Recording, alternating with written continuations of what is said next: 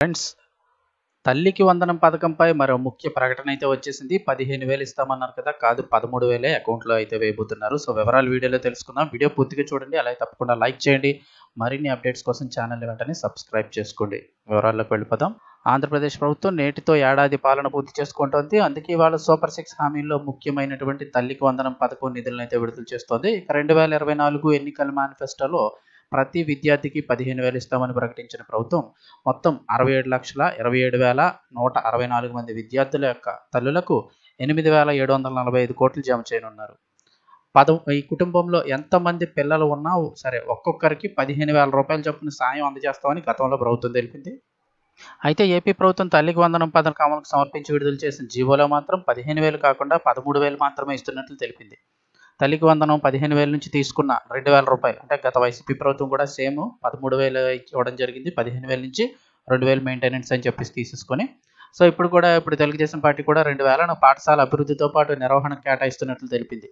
ఈ నిధులు ఆయా జిల్లాల యొక్క కలెక్టర్ల పర్యవేక్షణలో ఉండే అకౌంట్లకు జమ చేస్తామని తెలిపింది. గత వైఎస్ఆర్సీపీ హయాంలో కూడా అమ్మఒడి కింద 15,000 అందజేశారు. అప్పుడు కూడా 15,000లో పాఠశాల నిర్వహణ కోసం 1,000, మరుగుదొడ్ల నిర్వహణ కోసం 1,000, ఈ 2,000 ఇలా చొప్పున 2,000 మినహాయించి 13,000 ఇచ్చారు.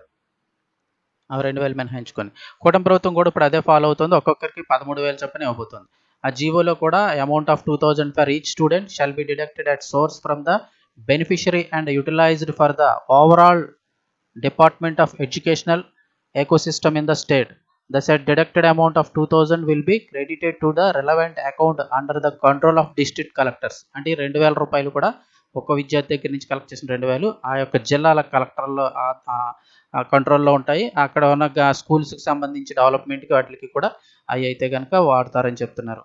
ఇక అలాగే తల్లికి వందనం సంబంధించి మార్గదర్శకాలను కూడా జీవోలో పొందుపరిచారు. తల్లికి వందనం పథకానికి సంబంధించి మార్గదర్శకాలు చూస్తే పట్టణ ప్రాంతాల్లో 12,000, గ్రామీణ ప్రాంతాల్లో 10,000 లోపు ఆదాయం ఉన్న వాళ్ళు ఈ పథకానికి అర్హులు. కుటుంబ సభ్యులు ఎవరో ఒకరి పేరు మీద రేషన్ కార్డు ఖచ్చితంగా ఉండాలి.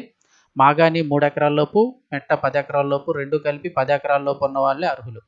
4 చక్రాల వాహనం ఉండకూడదు. అంటే ట్యాక్సీ, ట్రాక్టర్, ఆటోకి మాత్రం మినహాయింపు ఇచ్చారు. ఎందుకంటే ఈ జీవనోపాధికి నడుపుకునే వాళ్ళు కూడా చాలామంది ఉంటారు కాబట్టి. ఇక అలాగే నెలకు విద్యుత్ వాడకం ఏడాదికి సగటున 300 యూనిట్లు పెంచకూడదు. అంటే చూస్తే ఒక్కొక్క నెల ఎప్పుడైనా సమ్మర్లో 300 యూనిట్లు దాటి వస్తూ ఉంటుంది ఈ ఎండాకాలం. అది పట్టుకోరు కానీ మొత్తం సంవత్సరం అంతా లెక్కేసి సగటు చూపిస్తారు. అలా 300 యూనిట్లు దాటి ఉండకూడదు. అలాగే పట్టణాలు, నగరాలు ఇలా అయితే కనుక 1000 చదరపు అడుగులకు మించి ఆస్తి ఉండకూడదు. అలాగే కేంద్ర రాష్ట్ర ప్రభుత్వ ఉద్యోగుల పిల్లలు ఈ పథకానికి అనర్హులు. ఇక పెన్షన్, రిటైర్డ్ అయ్యే ఉద్యోగులకు సంబంధించి పెన్షన్ తీసుకునేవారు, అంటే గవర్నమెంట్ ఉద్యోగులు పెన్షన్ తీసుకునేవారు రిటైర్ అయినా కూడా అనర్హులు. పట్టణ ప్రాంతాల్లో 12,000, గ్రామీణ ప్రాంతాల్లో 10,000 లోపు ఆదాయం ఉన్న పారిశుద్ధ్య కార్మికులకు మినహాయింపు ఇచ్చారు. ఇక అలాగే ఇన్కమ్ ట్యాక్స్ ఫైల్ చేసే వరకు కూడా ఈ పథకం అయితే వర్తించదు. సో ఓవరాల్గా చూస్తే 15,000 కాదు, కేవలం 13,000 రూపాయలు మాత్రమే ఇవ్వబోతున్నారు.